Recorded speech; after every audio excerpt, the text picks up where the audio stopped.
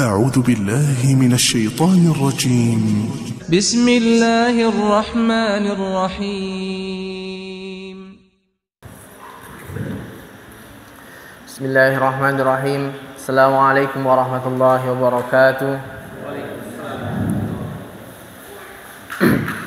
Alhamdulillah, alhamdulillahi ala fadlihi wa ihsanihi wa ashkuruhu ala taufiqi wa amtinani wa ashhadu an la ilaha illallah wahdahu la syarika lahu ta'zima li sya'ni wa ashhadu anna muhammadan abduhu wa rasuluh da'i ila ridwani. Allahumma salli wa sallim ala nabiyyina wa habibina wa maulana wa sayyidina Muhammadin sallallahu alaihi wasallam wa ala alihi wa ashabihi wa man tabi'ahum bi ihsanin ila yaumiddin. Wa Allah Ta'ala fi kitabihil karim, ya ayyuhalladzina amanu taqullaha haqqa tuqatih wa la tamutunna illa wa antum muslimun. Wa an astaqal hadithi kitabullah wa khairal huda huda Muhammadin sallallahu alaihi wasallam wa syarrul umuri muhdatsatuha wa kullu muhdatsatin bid'ah wa kullu bid'atin dhalalah wa kullu dhalalatin finnar. Ma'asyiral muslimin rahimani wa rahimakumullah. Alhamdulillah, malam hari ini kita oleh Allah dipertemukan kembali dalam majelis Allah yang mulia ini, majelis yang membahas tentang ilmu Allah, tentang bagaimana zikrullah mendekatkan diri kita kepada Allah dengan kita mempelajari sebuah kitab yang disusun oleh Al-Imam An-Nawawi rahimahullah, yang mana beliau merangkum dari sekian banyak hadis, dipilih 42 hadis yang merupakan porosnya Islam. Sehingga kalau ada orang pengen mengenal Islam, orang baru masuk Islam, pengen Islam itu kayak apa sih? Dengan kita diarahkan aja, coba belajar Arba'un Nawawiyah. Dengan belajar 42 hadis ini, maka jika dipahami dengan pemahaman yang benar, seakan-akan dia menguasai atau mengetahui gambaran tentang Islam itu bagaimana. Jadi kita belajar tentang bagaimana agama Islam dengan melalui hadis-hadis yang dirangkum oleh beliau. Banyak sekali karya Imam Nawawi seperti Riyadhus Shalihin, kemudian seperti syarah Imam Muslim. Tapi ini termasuk hadis ini bisa dikatakan hadis yang menjelaskan bagaimana tentang Islam. Makanya ini bisa dikatakan seharusnya ini menjadi kurikulum dasar. Sebelum dengan belajar yang lain-lain, ini dikuasai dulu. Paham ya? Sokol-sokol dihafalkan.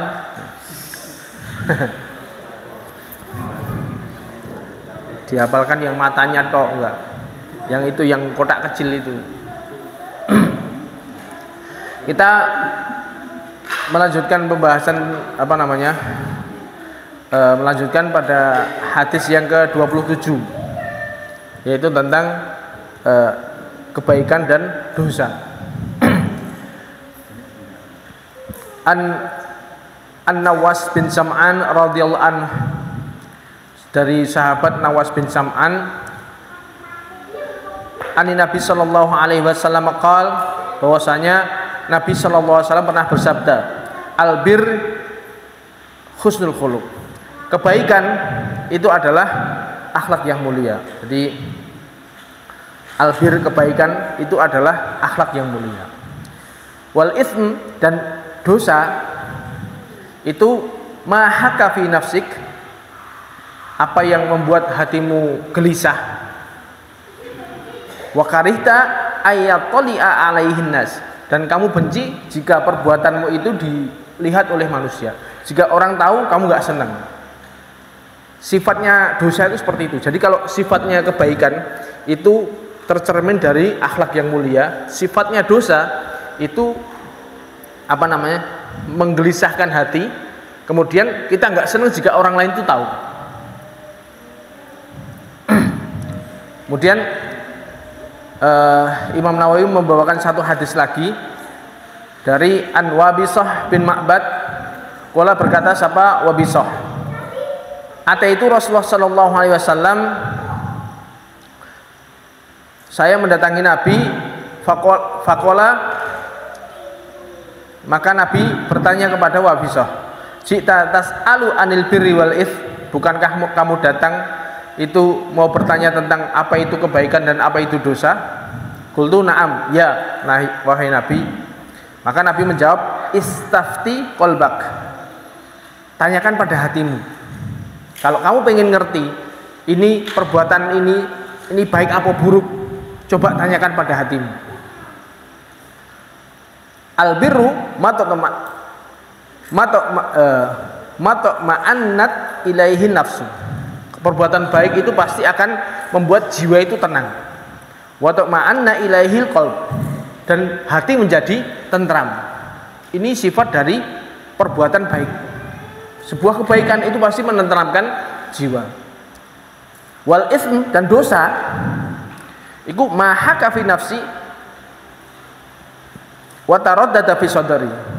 Dosa itu sifatnya yang membuat hatimu gelisah. Jika melakukannya itu hatimu gelisah. Kemudian membuat hatimu ragu. Jiwa itu jadi gelisah, hatinya ragu. Wa in aftakan nas wa aftauk. Meskipun manusia berfatwa ini boleh, meskipun manusia pada ngomong nggak apa-apa, tapi ketika kamu melakukannya kok hatimu merasa ganjel, nggak enak, merasa ragu-ragu, nah itu biasanya sifat dosa itu seperti itu. Jadi ini Rasulullah menjelaskan tentang sifat perbuatan baik dan perbuatan buruk. Kalau dalam redaksi yang lebih panjang, misalnya redaksi yang lebih lengkap, jadi Wabisoh itu dia pengen pengen datang kepada Nabi, pengen nanya Nabi, jelaskanlah kepada saya tentang kebaikan-kebaikan dan keburukan-keburukan. Saya nggak mau ada satupun kebaikan yang terlewat, dan saya tidak mau ada satupun kejelekan yang terlewat. Pengennya Nabi menyebutkan tentang kebaikan semuanya dan juga menyebutkan tentang kejelekan-kejelekan. Wabisoh pengen seperti itu, tidak ada satupun kebaikan yang terlewat dan juga keburukan yang terlewat. Nah, Wabisoh datang kepada Nabi pengen bertanya seperti itu. Ternyata waktu itu Nabi sedang dikerumuni oleh para sahabat yang mereka juga sama bertanya tentang sesuatu hal yang pengen mereka tanyakan kepada Nabi, karena Nabi kan seperti itu. Jadi sering dikelilingi oleh sahabatnya, tanya-tanya Nabi bagaimana begini. Nah, pas saat itu Wabisoh pas datang itu manusia pada banyak yang bertanya kepada Nabi. Lah Wabisoh karena dia sudah bertekad pengen nanya sama Nabi, nyesel gitu. Nyesel. Terus sama sahabat itu ngantri, jangan, maksudnya jangan deket-deket, kamu sana dulu, nanti yang lain dulu. Nah, ketika tahu Wabisoh ini dari kejauhan, Nabi mengatakan, biarkan tuh Wabisoh bawa sini. Wabisoh suruh dekat kepada saya. Akhirnya Wabisoh dekat. Sebelum dia dekat, Nabi nanya, kamu pengen saya yang ngabarkan tentang kamu pengen nanya apa, atau kamu yang nanya pada saya? Jadi ukhbiruka au tas'aluni, kamu pengen saya kabarkan bahwa kamu pengen bertanya tentang ini, atau kamu sendiri yang nanya kepada saya? Makanya Wabisoh mengatakan, jenengan aja Nabi, jenengan kabarkan kepada saya pengen nanya apa. Makanya ini hadis yang tadi, bukankah kamu datang ke sini pengen bertanya tentang kebaikan dan keburukan? Dan Nabi mengumpulkan ini, jarinya diletakkan di dadanya Wabisoh. Wahai Wabisoh, ya Wabisoh, istafti qalbak. Coba tanyakan hatimu dengan jujur. Tanyakan hatimu dengan jujur. Kalau kamu melakukan perbuatan baik, itu akan membuat jiwamu tenang dan hatimu menjadi tentram. Itu kalau perbuatan itu baik. Kalau perbuatan itu buruk, mesti akan ganjel di hatimu dan juga kamu merasa ragu-ragu. Ini perbuatan buruk. Meskipun manusia berkata ini nggak apa-apa, dah berfatwa perbuatan ini sebenarnya boleh. Ini rapopo. Tapi ketika kamu melakukannya kok rasanya nggak enak, merasa ganjel, nah ini berarti itu perbuatan dosa. Jadi Nabi ingin menjelaskan tentang sifat-sifat kebaikan dan sifat-sifat keburukan dengan timbangan hati. Jadi hati itu punya fitrah, punya filter untuk bisa memfilter ini baik, ini buruk. Jadi Allah menciptakan manusia itu mempunyai fitrah. Meskipun kita nggak ngerti dalilnya, itu pasti hati akan bisa mengetahui ini perbuatan baik atau perbuatan buruk. Dari ini sifatnya seperti ini. Kalau kamu lakukan perbuatan baik, outputnya ini husnul akhlak yang baik dan juga hatimu tenang. Nek perbuatan jelek mesti rasanya nggak enak, ganjel, terus ragu-ragu. Nah, ini berarti perbuatan itu dosa dan kamu nggak senang jika orang tahu.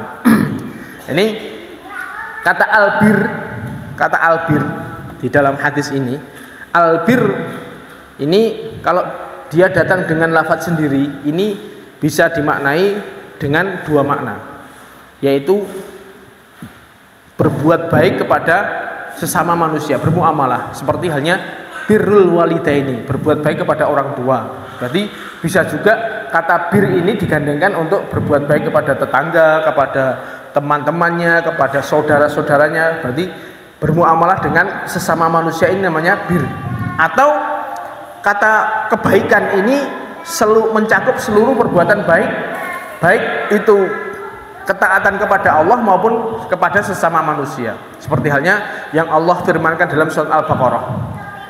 Allah mengatakan laisal birra an tuwallu wujuhakum qibalal masyriqi wal maghribi. Yang namanya kebaikan bir itu enggak cuman menghadapkan wajahnya ke timur dan ke barat. Kalau zaman hadis ayat ini kan mengatakan bahwa saya dulu pernah ketika kaum muslimin pertama kali hijrah di kota Madinah, ini kiblatnya manut orang-orang Yahudi, yaitu mereka madhep ke Baitul Maqdis, tidak ke Mekah selama 16 bulan. Lalu kemudian Allah mengembalikan kiblatnya kaum muslimin ke Mekah. Nah, Allah mengatakan di sini bukan berarti kebaikan itu bukan berarti sholat madhep sana, sholat madhep Mekah itu baik, sholat madhep Baitul Maqdis itu jelek, bukan. Kebaikan itu bukan seperti itu, bukan kok madhep ke sana, ke timur, ke barat, bukan. Tapi yang namanya kebaikan bir, man amana billahi wal yaumil akhir wal malaikati wal kitabi wan nabiyyin. Jadi Allah menyebutkan yang pertama tentang kebaikan itu 5 rukun iman. Walakinal birra man amana billah, iman kepada Allah, wal yaumil akhir, iman kepada hari akhir, wal malaikah, iman kepada malaikat, wal kitab, dan iman kepada kitab, dan juga iman kepada para rasul. Jadi 5 rukun iman yang Allah sebutkan di sini menjelaskan tentang kebaikan. Berarti kebaikan ini berarti mencakup tentang ketaatan kepada Allah, keimanan kepada Allah. Kemudian diteruskan wa atal mala ala hubbihi dzawil qurba. Kemudian dia memberikan harta yang dia cintai kepada kerabatnya. Dzawil qurba wal yatama wal masakin. Wa binisabil wasailin wa firriqab wa aqama. Nah ini berarti yang selanjutnya Allah menyebutkan bir kebaikan itu berarti dia memberikan hartanya yang dia cintai kepada kerabatnya, kepada fakir miskin, kepada ibnu sabil, kepada budak yang ingin memerdekakan budak. Berarti dia bermuamalah dengan orang lain itu juga termasuk kebaikan. Selain keimanan dia kepada Allah tentang 5 rukun iman tadi. Kemudian perbuatan lahiriah wa aqamas shalah wa ataz zakah wal mufuna bi ahdihim idza hadu. Jadi salat, zakat, semuanya itu adalah kebaikan yang Allah sebutkan di dalam surat Al-Baqarah. Jadi kebaikan itu mencakup maknanya ketaatan kepada Allah dan juga perbuatan baik kepada sesama manusia. Ini makna jika bir ini disebutkan secara terpisah, sendirian. Adapun jika bir ini digandengkan dengan takwa, maka seperti halnya firman Allah wa ta'awanu 'alal birri wa taqwa, berarti bir ini adalah ketaatan kepada Allah. At-taqwa maksudnya menjauhi kemaksiatan. Ini kalau digandengkan dengan takwa, bir dan takwa. Jadi ini makna al-birru, bir. Di sini Di dalam hadis ini Rasulullah SAW ingin menjelaskan kepada kita yang dimaksudkan dengan bir ini adalah sesuatu yang menjadi lawan dari dosa. Berarti bir, perbuatan kebaikan, adalah lawan dari dosa. Nah, outputnya di sini Rasulullah menyebutkan bahwasanya yang hadis pertama, hadisnya Sam'an, Nawas bin Sam'an, itu adalah kebaikan itu adalah akhlak yang mulia. Ini bukan berarti kebaikan itu cuma akhlak yang mulia, bukan. Tapi ini bisa dikatakan pembatasan pada tinjauan tertentu. Bisa dikatakan perbuatan baik itu pasti akan nampak pada akhlak yang baik. Jadi apapun dia, meskipun itu bentuk keimanan, misalnya dia iman kepada Allah, ketaatan kepada Allah, kemudian yang namanya dia orang yang baik, hatinya dipenuhi dengan kebaikan, pasti outputnya atau tindakan yang keluar dari jasadnya itu adalah akhlak yang mulia. Makanya Rasulullah di sini menyebutkan bahwasanya kebaikan adalah akhlak yang mulia. Bukan berarti kebaikan ini cuma akhlak yang mulia, bukan. Semua perbuatan baik, misalnya sholat, zakat, iman kepada 5 rukun iman tadi, kemudian dia infak, itu semuanya kebaikan. Tapi yang menjadi output daripada semuanya itu adalah dia berakhlak mulia. Seperti halnya misalnya Rasulullah SAW menyebutkan tentang al-hajju arafah. Haji itu adalah arafah. Bukan berarti ibadah haji cuma di arafah, enggak, banyak ibadah haji itu. Di situ ada tawaf di Baitullah, kemudian ada sa'i, Safa Marwah, kemudian ada mabit di Mina, ada mabit di Musdalifah, ada jumroh, melempar jumroh. Tapi puncak ibadah haji itu adalah wukuf di Arafah. Sehingga para ulama mengatakan bahwasanya paling rukun misalnya yang ini adalah wukuf di Arafah. Sehingga ibadah haji yang paling dominan adalah wukuf di Arafah. Sehingga Nabi mengatakan al-hajju Arafah. Haji itu adalah wukuf di Arafah. Bukan berarti yang lainnya tidak. Tapi ini maksudnya yang paling dominan dari ibadah haji adalah wukuf di Arafah. Sama seperti halnya ketika Rasulullah SAW mengatakan ad-du'a'u huwal ibadah. Doa adalah ibadah misalnya. Bukan berarti ibadah kepada Allah itu hanya doa tok, bukan. Tapi di sini Rasulullah ingin menggambarkan bahwasanya di dalam ibadah doa ini sangat nampak perbedaan antara seorang hamba dengan Tuhannya. Di dalam berdoa dia merengek-rengek, dia minta kepada Allah. Disitulah nampak kehinaan hamba terhadap Tuhannya. Di dalam ibadah itu nampaklah di situ kehambaan seorang hamba. Dia menampakkan kehinaannya di hadapan Rabbul Alamin. Dia minta dengan sungguh-sungguh. Itu namanya doa. Doa adalah ibadah. Bisa dikatakan doa adalah puncaknya ibadah.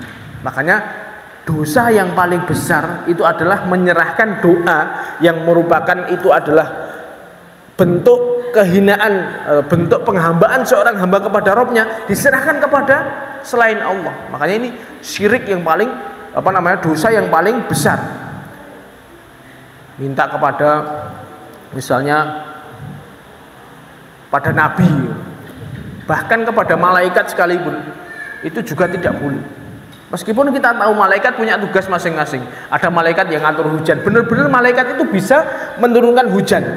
Karena dia mendapatkan tugas dari Allah seperti itu. Malaikat giring awan kemudian menurunkan hujan.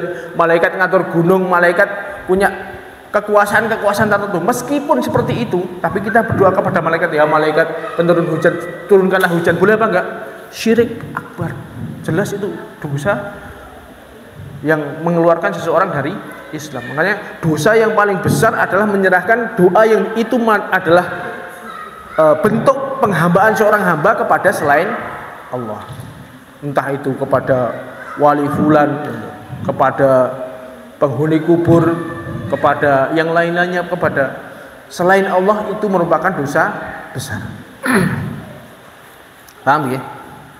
Nah, di sini Rasulullah SAW ingin mengatakan bahwasanya kebaikan yang paling urgent, yang paling nampak itu adalah akhlak yang mulia. Karena dari semua kebaikan yang dilakukan, kalau dia itu menghasilkan hatinya memang baik, semuanya baik, pasti akan menghasilkan akhlak yang mulia.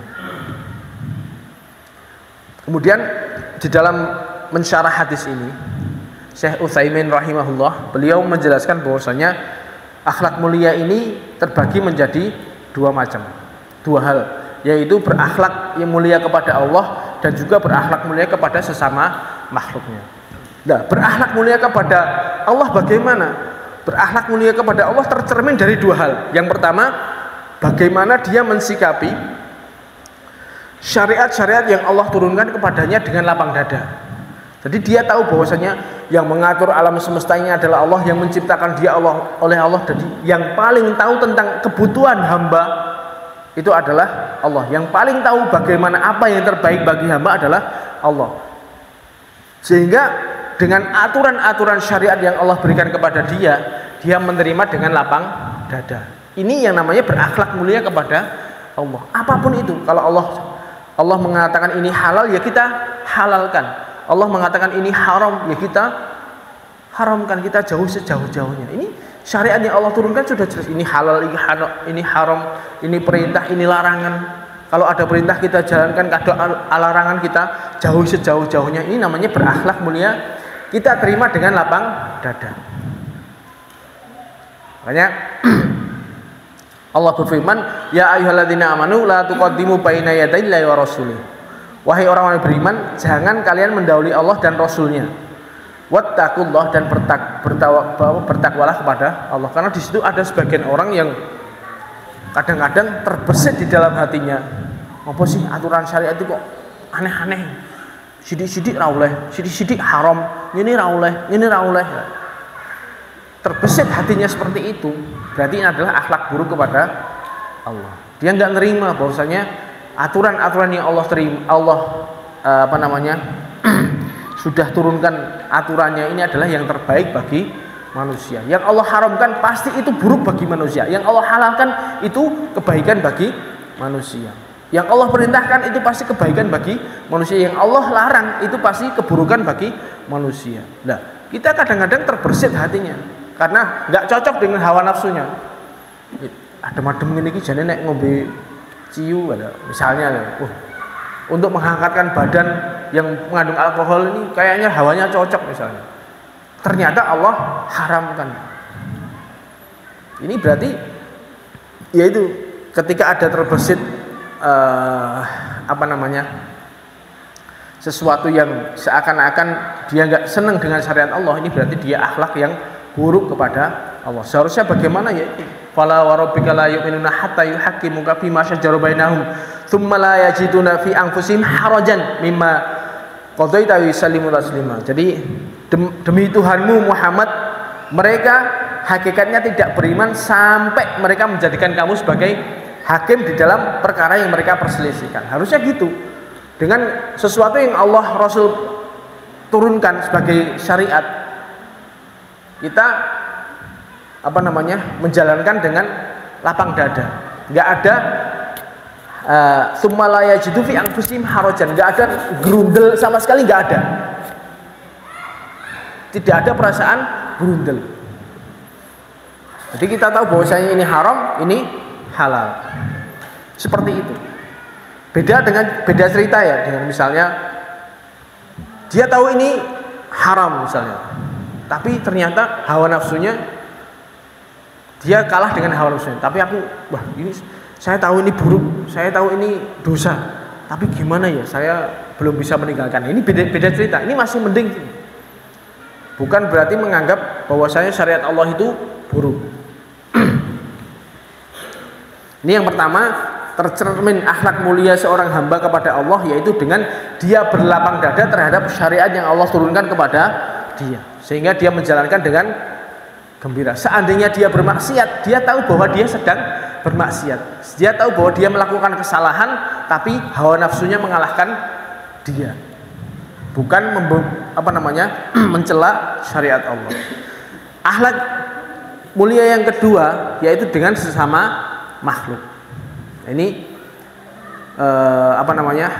Al-Imam Hasan Al-Basri menjelaskan akhlak mulia itu apa namanya, tercermin dari 3 hal: kaful adza, wa badlin nada, wa talaqatul wajh. Jadi dalam 3 hal ini tercermin akhlak mulia. Yang pertama yaitu dia nggak ganggu orang, dia tidak mendolimi orang lain, tidak mengganggu orang lain. Ini termasuk bagian dari akhlak mulia. Yang kedua, dia suka membantu orang lain. Dia ringan tangan kepada siapapun, entah itu kepada saudaranya, kepada keluarganya sendiri, kepada tetangganya, kepada orang tuanya, kepada adiknya, kepada orang-orang di sekitarnya, semuanya dia ringan tangan, banyak membantu kepada mereka.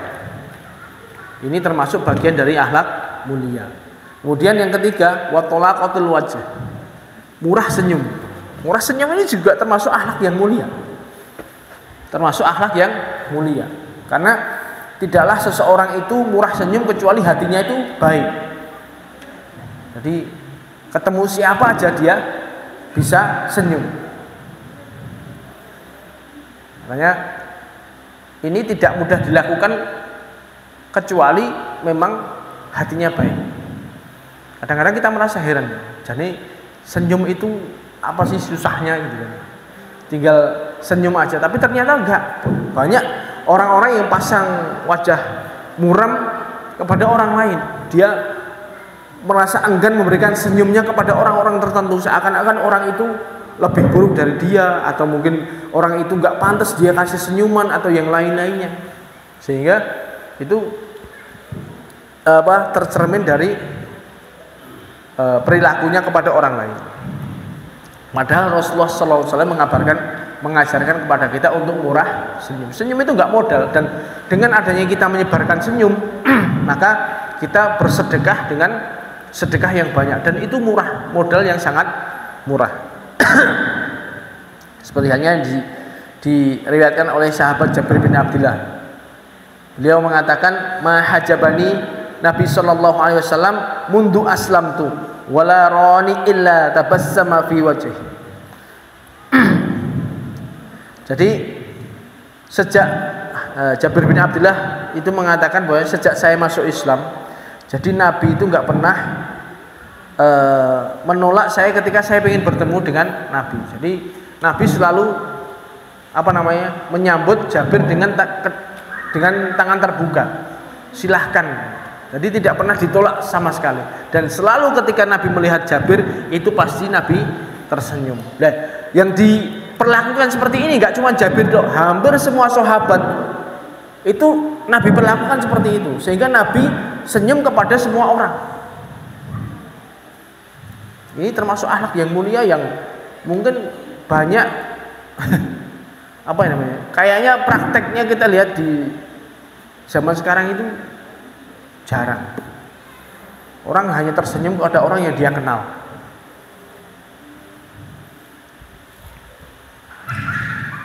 Kepada musuhnya dia buang muka. Enggak. Kalau yang benar ya dia senyum kepada semua siapa aja dia temui. Sebenarnya kalau kita mau ngikutin budaya Jawa itu bagus tuh. Senyum nyapa, senyum. Itu kalau kita jalankan ya bagus ini. Kemudian enggak putih D.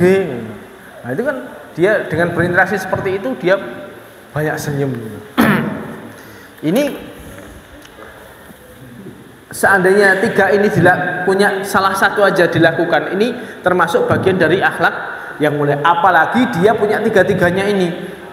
Orangnya nggak seneng ngerusoi wong, kemudian dia ringan tangan dan dia murah senyum. Masya Allah, dia termasuk punya akhlak yang sangat mulia seperti itu. Sebagian ulama bahkan menyebutkan definisi akhlak mulia itu seperti halnya sabda Rasulullah SAW yang diriwayatkan oleh Imam Muslim. Nabi mengatakan, "Faman ahabba ayyuzahzaha 'anil nar wa yadkhulal jannah falyatihi maniyatuhu wa huwa yu'minu billahi wal yaumil akhir."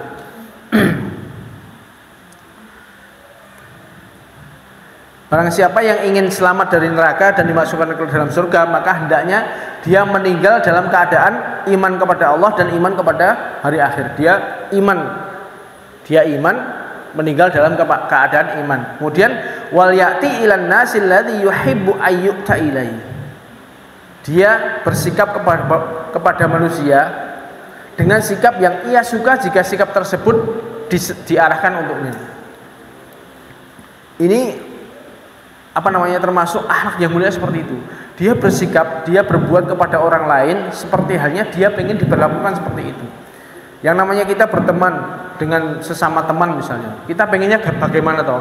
Ya dia banyak sering membantu kita, dia nggak ngerecokin kita misalnya. Ya kita kalau kita pengennya seperti itu, kita jangan ngerecokin orang. Jangan kita kalau temennya ada kesusahan kita bantu. Terus interaksi antara orang tua dengan anak misalnya, yang pengennya itu bagaimana toh? Kalau saya sebagai orang tua itu pengen saya itu anak saya itu ke saya bagaimana?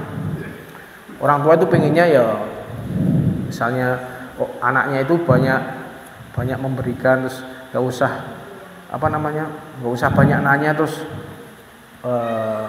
memberikan kasih sayang kepada orang tuanya, banyak memberikan misalnya ya ditukokne iki dijak rono dijak rene misalnya ditukokne ya. Itu orang tua senang seperti itu. Seandainya dia pengen seperti itu, ya dia perlakukan orang tuanya dengan cara seperti itu. Kalau dia pengennya diperlakukan seperti itu, dia harus memperlakukan orang tuanya ya kayak gitu juga. Jadi dia memperlakukan orang lain seperti halnya dia pengen diperlakukan orang lain berbuat kepadanya seperti itu. Kalau misalnya seorang suami dan istri, dia pengen bagaimana kalau dia ngebake misalnya. Kalau saya jadi istri, saya itu pengennya gimana? Saya pengennya dikasih emas batangan misalnya. Pengennya dikasih ya hadiah-hadiah, kasih sayang. Kalau cerita didengerin misalnya, ya wis kita memberikan keinginannya itu. Misalnya kita perlakukan istri kita seperti itu. Sama istri juga seperti itu. Kalau saya jadi seorang laki-laki itu pengennya digimanakan kalau misalnya, pengen dilayani, pengen begini ya. Kita perlakukan suaminya dengan seperti itu, sehingga kita berakhlak mulia dengan siapapun itu, kita bisa menerapkan akhlak yang seperti ini. Entah itu dengan orang tua, dengan saudara, dengan adik, dengan kakak, dengan tetangga. Aku pengen, misalnya aku duwe tonggo, aku pengen ini kaya ngopo to. Aku gak seneng misalnya tonggoku misalnya banyak mengganggu, entah itu gangguan apapun, gangguan dalam bentuk suara misalnya, gangguan atau dengan misalnya gangguan lisan, gangguan itu nggak seneng. Ya kita jangan perlakukan tetangga kita dengan seperti itu.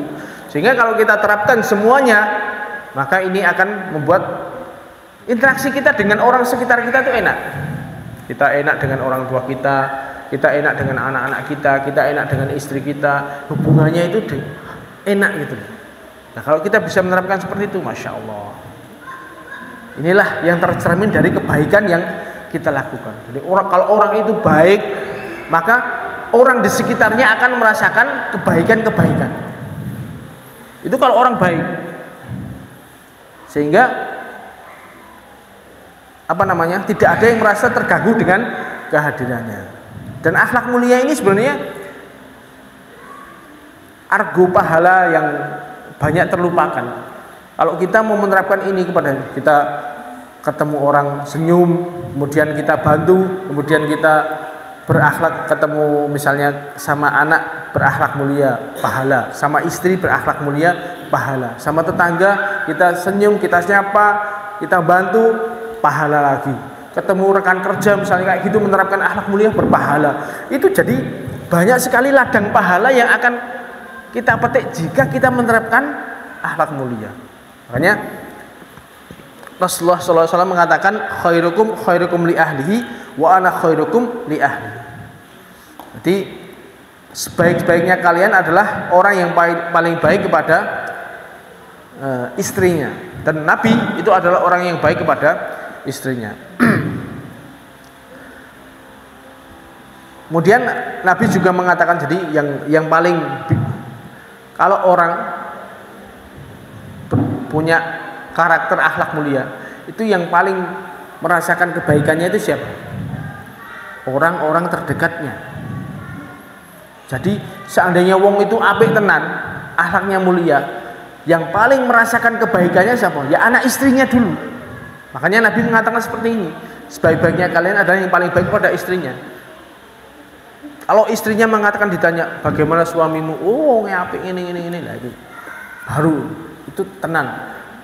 Soalnya banyak sekali orang yang di luar itu kelihatannya orangnya baik, ternyata sama keluarganya tidak baik.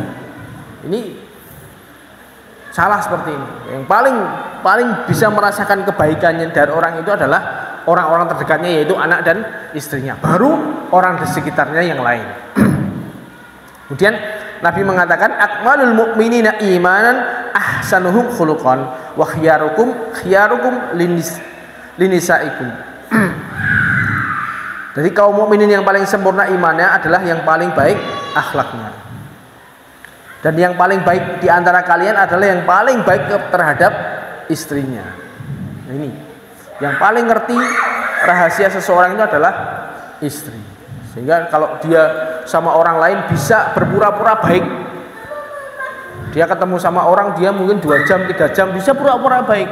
Tapi kalau sama istri, wah nggak bisa dia pura-pura baik.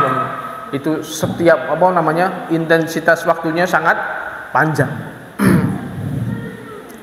Jadi akhlak mulia ini ada termasuk penerapan dari keimanan seseorang, dan ini adalah output daripada kebaikan itu sendiri. Jadi tadi hadis Wabisoh yang pertama tadi, Nabi mengatakan bahwasanya kebaikan itu adalah akhlak yang mulia.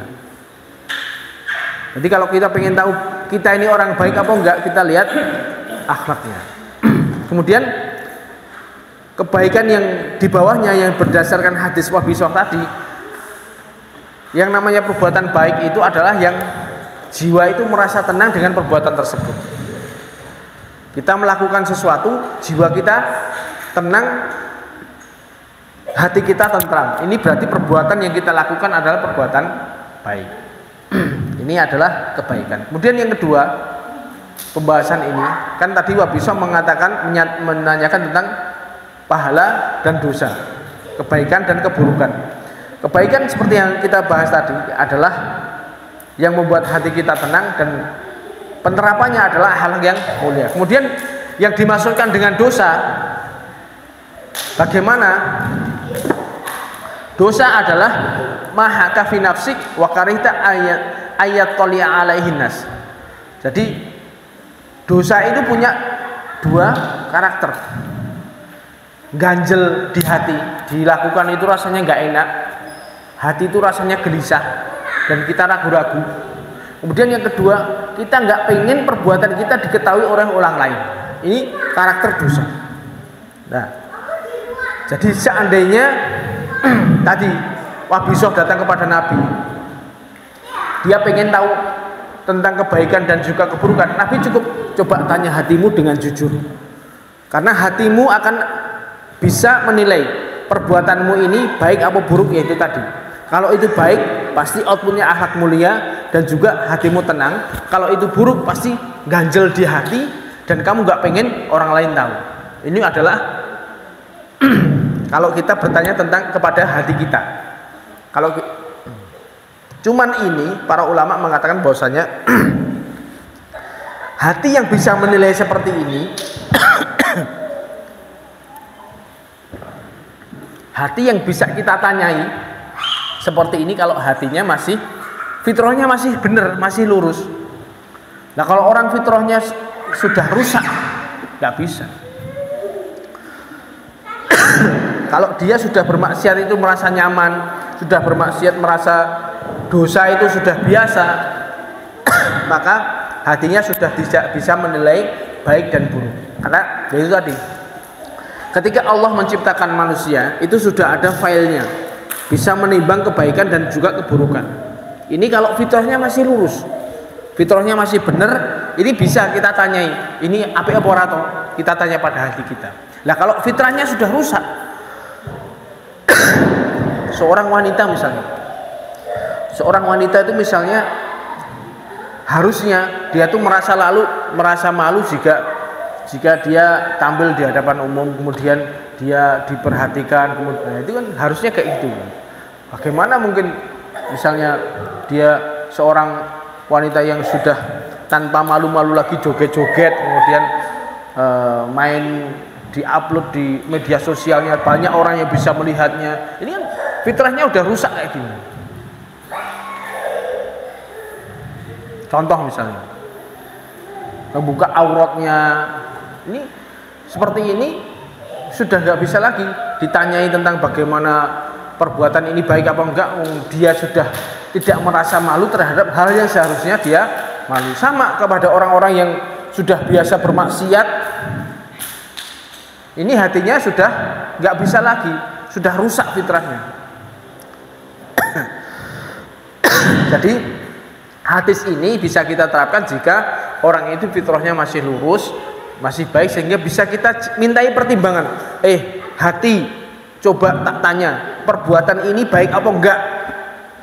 Ya kita lihat, kalau hati kita mengatakan ini menenangkan jiwa, kita lakukan, kita makan, nggak ada masalah, berarti ini baik. Kalau hati kita mengatakan kita melakukan sesuatu, hati kita mengatakan ini nggak enak, kok ganjel, kemudian kita nggak pengen orang lain tahu, ini jelas keburukan. Ini hati kita bisa Allah ciptakan bisa seperti itu, bisa nimbang antara baik dan buruk.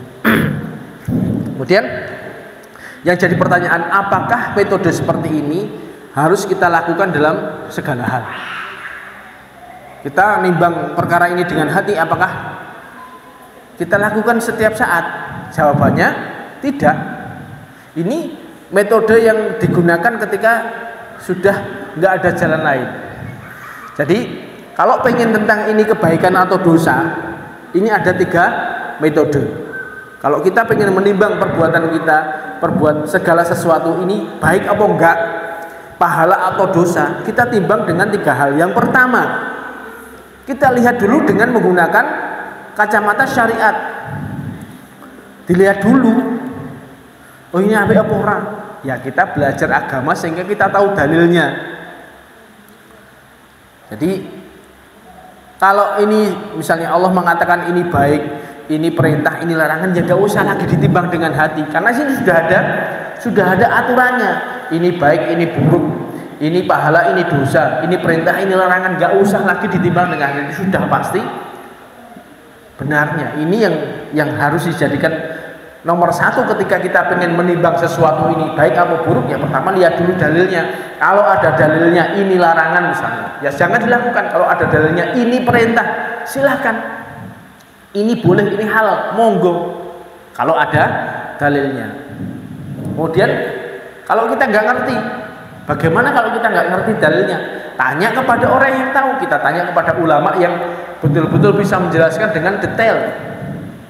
Fas'alu ahla dzikri in kuntum la ta'lamun. Kita tanya kepada orang yang ngerti, ulama yang bisa menjelaskan, Pak Ustadz bagaimana hukumnya ini? Oh hukumnya ini menurut haram karena ini dalilnya ini surat ini, kemudian menurut hadis Nabi ini. Jadi dijelaskan secara ilmiah. Oh ini nggak boleh karena dasarnya ini nggak boleh karena dasarnya ini, fatwanya ini. Tanya. Jadi kalau kita mau nimbang ini bener, ini boleh apa enggak, kalau kita nggak ngerti dalilnya, tanya kepada orang yang ngerti dalilnya. Ini betul-betul yang kita tanya ini tahu tentang syariat, bukan dia menjawab dengan hawa nafsunya. Terus karamulah ngono. Yang penting awakmu seneng lah. Bukan seperti itu. Ulama-ulama yang kita tanyai harus kita benar-benar dia menguasai syariat, minimal ya dia bisa menjelaskan dengan secara ilmiah. Kalau memang mentok gimana? Ini dalilnya kita nggak ngerti, wong yo. Kita orang awam. Mau nanya, waktunya nggak ada. Tapi ini waktunya sudah mendesak ini. Saya harus melakukan sesuatu. Saya harus tanda tangan misalnya. Saya harus melakukan sebuah transaksi. Ini bener apa ora iki? Enek dalilnya apa ora? Bagaimana? Baru kita gunakan yang ketiga ini. Kita tanya hati kita. nek kira-kira aku tanda tangan ini dilihat orang lain kita malu apa enggak? Kalau ini enggak apa-apa, ini berarti kita masalah, berarti ini baik, silahkan monggo. Jadi kita tanya hati kita, kalau ini sudah mentok, kita nggak ngerti dalilnya, kemudian kita nanya, nggak sempat nanya kepada ulama, baru kita tanya kepada hati kita, ini perbuatan kita ini bener apa enggak? Aku harap mangan niki oleh umur misalnya. Kita tanya. Karena itu tadi, kalau kita nanya dengan hati kita dengan jujur, pasti di situ ada jawabannya. Seperti halnya Imam Ibnu Rajab Al-Hambali, beliau mengatakan bahwasanya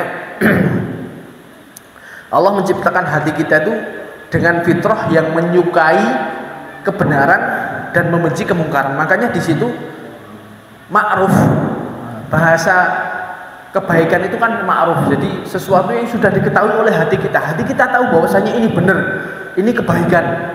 Dan mungkar, hati kita itu merasa ingkar jika perbuatan ini adalah perbuatan yang jelek. Jadi hati ini oleh Allah dibuat bisa menimbang baik dan buruk. Asalnya seperti itu. Jadi kalau memang itu tadi mentok itu tadi, ya kita tanya hati kita. Sehingga hati akan bisa menjawab pertanyaan-pertanyaan kita. Contoh misalnya ini, rokok ini oleh apa enggak? Saya enggak Mas. Hampir semua orang mengatakan bahwasanya rokok ini enggak baik. Bahkan orang yang perokok pun setuju. Gini betul.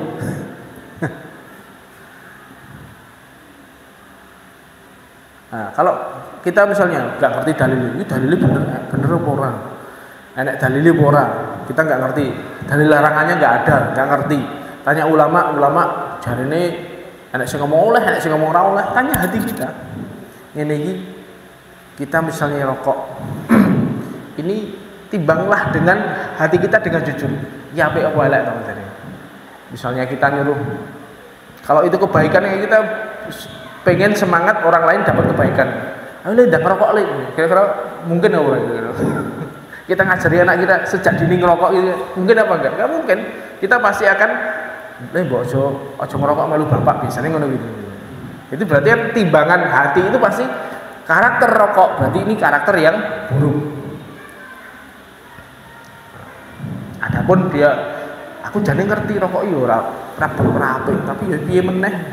Wis kadung kecanduan. Beda cerita. Wis kadung ninggalke angel. Saya punya teman ronda itu kayak gitu. Dia tahu bahwa dia ini enggak bener ini jelek. Tapi dia berusaha meninggalkannya itu. Bisa meninggalkan sebulan misalnya. Yo kok kecolok sithik yo balik maneh. Tapi itu minimal dia tahu dengan timbangan hatinya ini enggak bener jane. Tapi wis piye meneh, itu masih mending gitu. Karena itu tadi, kita coba tanya dengan hati kita. Semua ya seperti itu. Paham ya? Jadi hati akan bisa menjawab ini, menimbang segala sesuatu ini baik apa buruk. Dan kalau misalnya ini rokok ini haram misalnya, ya kita seandainya ini ya wis ada sing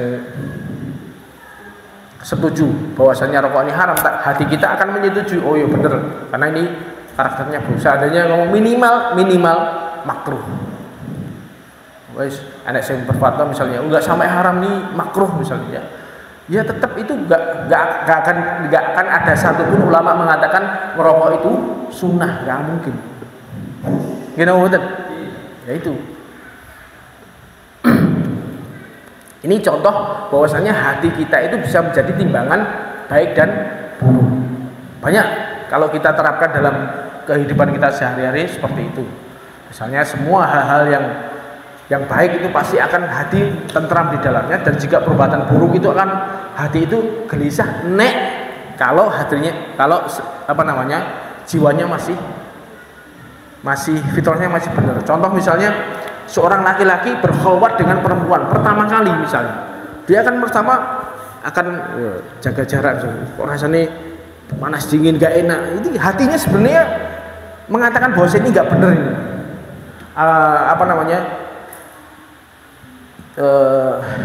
Harus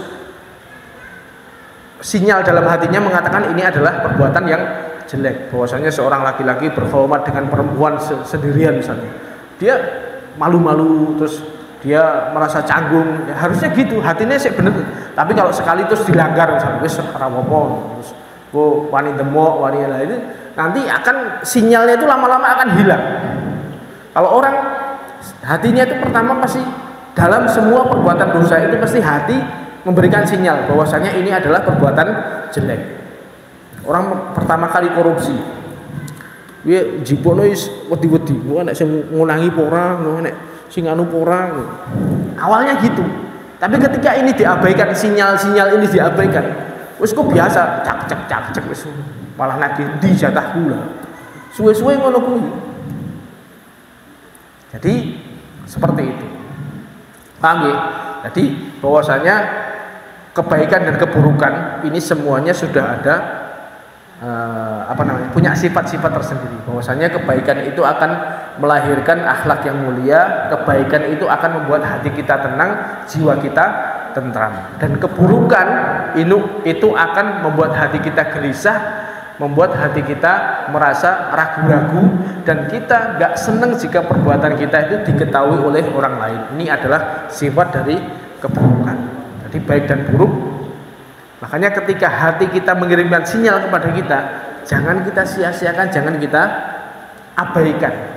Karena kalau lama-lama diabaikan itu sinyalnya akan lama-lama menjadi hilang. Seperti hati kalau pas jiwa itu kan termasuk salah satunya punya ada yang namanya nafsul lawamah dalam surat Al-Qiyamah itu. La uqsimu biyaumil qiyamah wala uqsimu bin nafsil lawamah.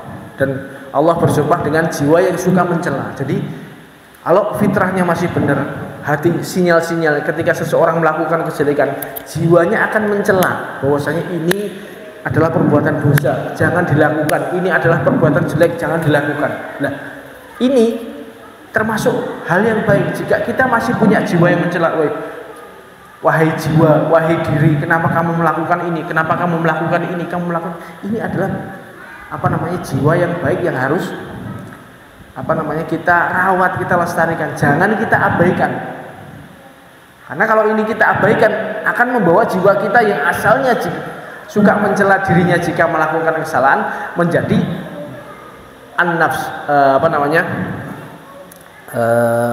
an-nafsu al-ammaratu bisu. Jadi jiwa yang akan membawa kepada keburukan, jiwa yang cenderung kepada kejelekan-kejelekan. Ini yang harus kita jaga dalam diri kita. Makanya kita introspeksi. Aku termasuk sing di. Apakah jiwaku ketika masih melakukan keburukan kita mengirimkan sinyal-sinyal yang jelek atau tidak? Ini yang harus kita